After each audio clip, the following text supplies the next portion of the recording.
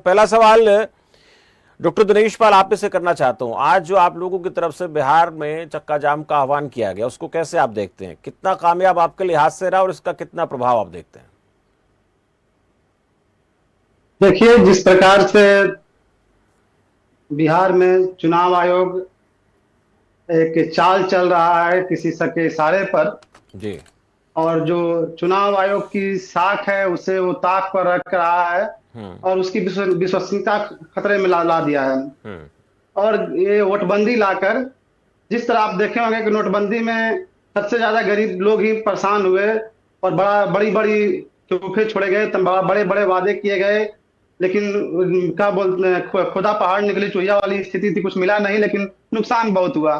खैर, वो सरकार का था, लेकिन अभी भी सरकार का ही हो रहा है। उनके इशारे पे चुनाव आयोग ये नोटबंदी लेकर आया बिहार में, जिसमें खासकर दलित, पिछड़ा, अति पिछड़ा, अल्पसंख्यक, आदिवासी तबके के जो मतदाता हैं, उन्हें वो वोट, उनके जो मूल मूल अधिकार, जो मतलब यहाँ के मूल निवासी हैं, उनका जो मूल अधिकार है, मताधिकार, उसे वो छीनने की कोशिश कर रहे हैं। और जब विरोध शुरू हुआ है, और वो खुद इतनी हड़बड़ी में अपनी योजना लेके आए हैं कि रोज कुछ न कुछ बदलाव कर रहे हैं। जिस प्रकार नोटबंदी में रोज सरकार बौखला के बदलाव कर रही थी, नए नए नियम ला रही थी, उसी तरह वोटबंदी में भी हो रहा है। जिस तरह विज्ञापन छपते हैं, विज्ञापन में एक तरफ कागजात मांगे जा रहे हैं, दूसरी तरफ कह रहे हैं कागजात न जमा करे तो भी ले लीजिए, जब बिना कागजात का वो जमा करेगा तो बाद में नाम काट देंगे। इन मुद्दों को लेकर मूल निवासियों के मूल अधिकार को सुरक्षित रखने के लिए, संविधान बचाने के लिए, और संविधान का सम्मान तभी है जब अमीर या गरीब सब एक बराबर, जिसके मत का अधिकार हो, सब मत दे सके। और उसको लेकर महागठबंधन की सारी पार्टियां एकजुट होकर पूरे बिहार में आज वोटबंदी के खिलाफ में बिहार बंद का ऐलान किया, और लोग सड़क पे उतरे और बहुत ही शालीनता और बहुत ही अहिंसक तरीके से, बहुत ही एक एकजुटता के साथ लोगों ने किया, और बहुत ही सफल रहा। पिछले कई सालों में इतना शालीनता से और इतने व्यवस्थित तरीके से और इतनी भागीदारी के साथ बिहार बंद नहीं हुआ था। और यह संदेश बिहार नहीं बल्कि पूरे देश को गया है। चक्का जाम को किसके खिलाफ मानूं? अपनी साख गिरा रहा है। डॉक्टर दिनेश पाल, ये चक्का जाम था, इसको किसके खिलाफ मानूं? जी, जो चक्का जाम बिहार में किया है आप लोगों ने, इसको किसके विरुद्ध माना जाए? चुनाव आयोग के खिलाफ माना जाए या फिर बीजेपी के खिलाफ माना जाए? किसके खिलाफ माना जाए? देखिए, लोहिया जी का कथन बहुत चर्चित है, आप सब सुने होंगे, सब जानते हैं कि जब सड़कें सूनी हो जाती हैं तो संसद आवारा हो जाती है। तो लोकतंत्र के लिए जब जनता की आवाज जो होती है वह जब कहीं ना सुनी जाए और उसके बार बार कहने के बाद लोग अनसुनी की जाए, तब सड़क पे उतर के जनता को बताया जाता है कि तुम्हारे हक और अधिकार छीने जाते हैं। तो यह चुनाव आयोग की जो वो चाल है, जो गोदी आयोग बना हुआ है, उसके खिलाफ भी है। और जो जिसके इशारे पे हो रहा है, जो घबराया हुआ है, जो एनडीए गठबंधन जिसका गुंडा राज बिहार में चल रहा है, जो घबराया हुआ अपनी हार को देख रहा है, जिस तरह से लॉ एंड ऑर्डर फेल है बिहार में, आए दिन हत्याएं हो रही हैं, तो वो उनको भी उनका विरोध भी था कि आप चुनाव आयोग को आगे करके अपनी गोटी सेट करने की कोशिश ना करें। जनता सब समझ रही है। आप लोगों ने एक दिन का ये चक्का जाम बुलाया था, हालांकि आगे आप लोगों की तैयारी है, अगर ये नहीं हुआ तो फिर ऐसा करेंगे, लेकिन क्या ये माना जाए कि इस एक दिन के आपके इस आंदोलन से उन लोगों तक बात पहुंच गई है जो लोग पढ़े लिखे नहीं हैं, गरीब तबके के हैं, दलित हैं, आदिवासी हैं, अल्पसंख्यक हैं, वहां तक आप बात पहुंचा पाए? और अगर ऐसा एक दिन में आप कर पाए तो फिर जो चुनाव आयोग कह रहा है उसमें गलत क्या है? चुनाव आयोग कह रहा है कि जब हमारे पास तो 1 महीने का समय है, अब उस पर कर लेंगे, तो क्या एक दिन में आप सब ये समझा पाए लोगों को जो आप कहना चाह रहे थे? पहुंच गई बातें? देखिए, हमारा काम था संदेश पहुंचाना। चुनाव आयोग का काम भी क्या संदेश पहुंचाना है, उसे कागजी काम करना है, उससे सबके यहाँ से कागज लेना है और अपलोड करना है। इतनी हड़बड़ी, इतने दबाव है बीएलओ जो अपलोड कर रहे हैं, कलेक्शन तो कर ले रहे हैं, अपलोड करने का नहीं कर पा रहा है। और सबसे बड़ा संदेश तो यही है कि आप अगर चाहते हैं तो आपको बिहार ही क्यों दिखाई दी हड़बड़ी में, आप आराम से समय लेकर बाकी राज्यों में भी कर लेते या पूरा देश ही एक साथ कर लेते।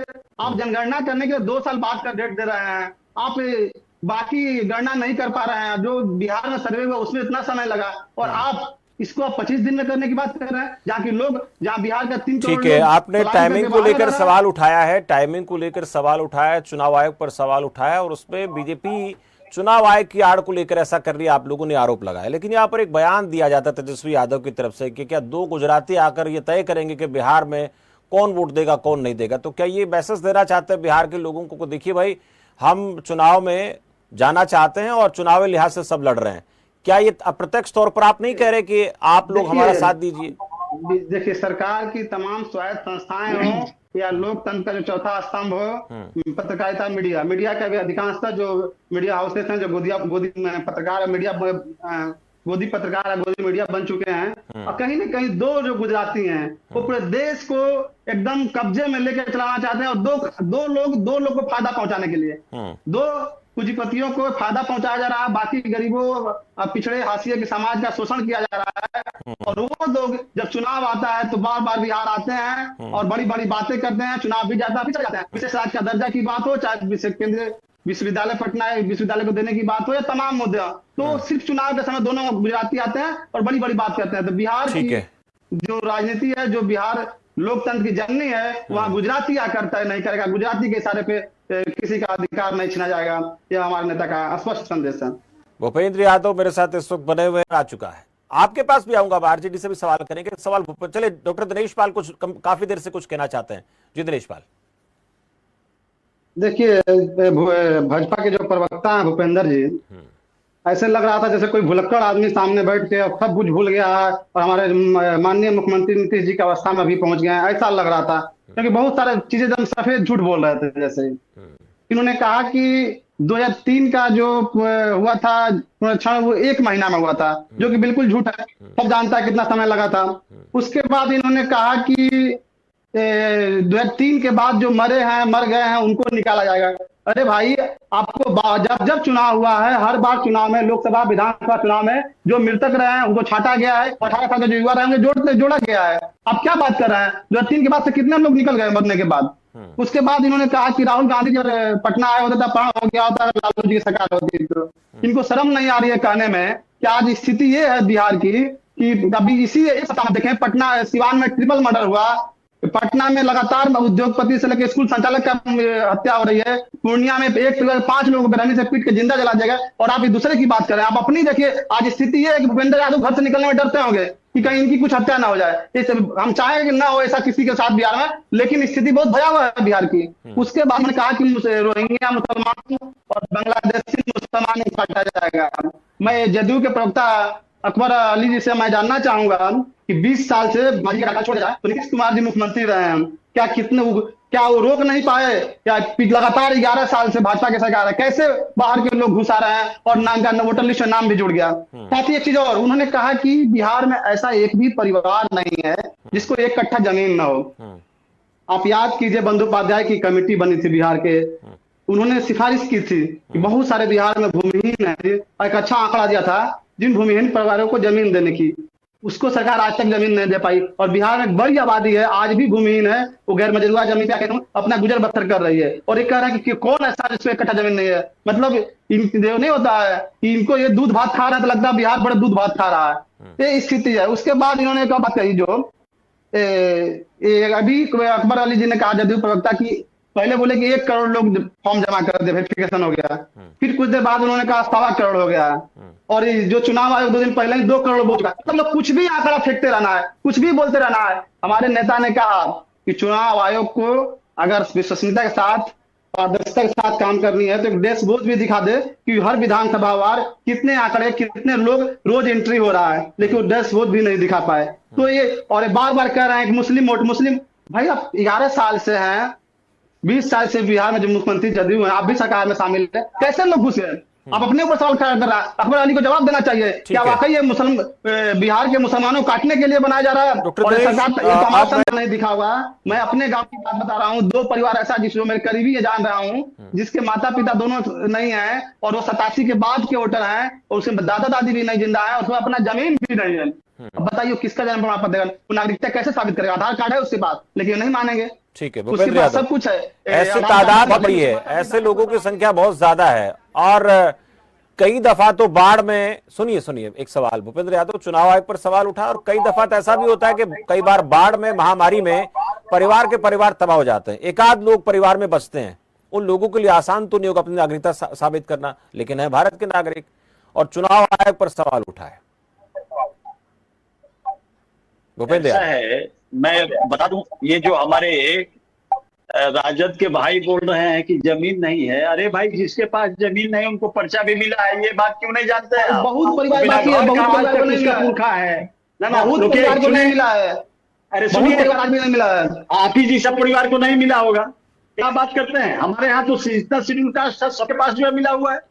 अब कुछ सब भी लोग झूठ जो बोल है ना, दीजिए, प्रधानमंत्री आवास बना हुआ है, इसको कुछ भी नहीं झूठ मिला बोल हुआ दीजिए। है। अच्छा अभी रुकिए, बहुत मेरा- परिवार ने सुनिए, आप ही बताइए पाल साहब, ये आप जो कह रहे हैं कि दो आदमी, आपके प्रधानमंत्री 2022 तक ही सबको दे रहे थे सुनिए ना, प्रधानमंत्री आवास, अब आपका- 25 में आके भी बांट रहे हैं, अभी अधूरा है, आज क्या दे दिए। अरे आपके लालू पाल जी क्या मंत्र दिए हैं, ये ना कहिए। लालू पाल और तेजस्वी पाल आपको मंत्र दिए हैं। आप बताइए ना, भूपेंद्र भूमिहार है कि भूपेंद्र कहाँ है? लालू पाल जो है, आप जाके अपने मम्मी पापा से पूछेगा, कौन जाति पता पूरे है? बिहार चलिए, में जाके अपनी जात पूछिए। सवाल मुझे लगता है कि व्यक्तिगत टिप्पणी नहीं, अगर आपको सवाल का जवाब नहीं पता है तो मुझे लगता है व्यक्तिगत टिप्पणी नहीं है। बस सवाल पूछ रहा था आपसे भूपेंद्र यादव, सवाल मेरा आपसे सीधा सीधा है। सवाल ये कि चुनाव आयोग सवालों के घेरे में नहीं रहा क्या? सवाल का जवाब दीजिए आप भूपेंद्र यादव। आप बांटने से पहले आप जाके अपना गेंद पटक कीजिए, आप किसी पैदाइश है? तुम जो है एक ना, मिनट, व्यक्तिगत हम गडेरी हो तो अपनी फोन दो, तुम्हारा जिला- देखिए, मेरे सवाल का जवाब नहीं है, लेकिन बात को भटकाने का प्रयास किया जा रहा है। भूपेंद्र यादव सवाल का जवाब दीजिए। चुनाव आयोग सवालों के घेरे में रहा नहीं रहा?